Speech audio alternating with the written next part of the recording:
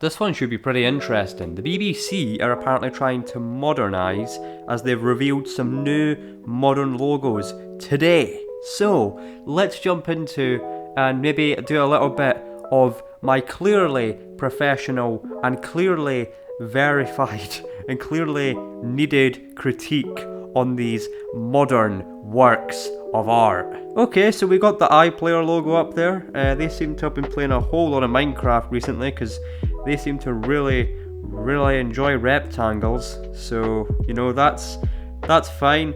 It makes a nice little triangle, but you can barely make it out as a play button. I mean, look at YouTube's logo, right? At least you can see the play button there. Well, at least you could used to. But yeah, that is probably a bad example. But yeah, it's an okay logo. I'll give it a 102 out of 10. Okay, so the BBC Sounds logo.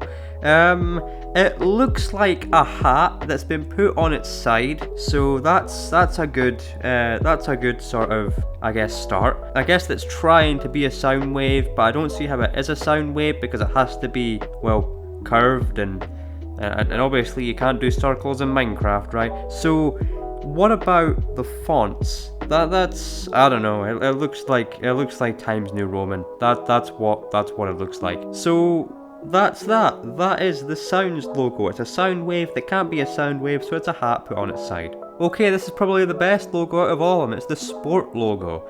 So you can actually see that it's a graph. It's a surprisingly pretty equal graph that looks, you know, unrealistic, but you know, things being realistic might not be the best thing. So, you know, BBC Sport looks nice. I like the colour yellow, so it gets like a graph out of 10. And you know, I forgot to rate the Sound logo.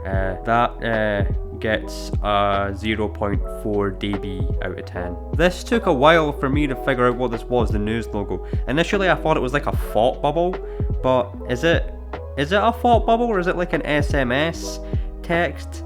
Is the UK going to text you the nuclear codes?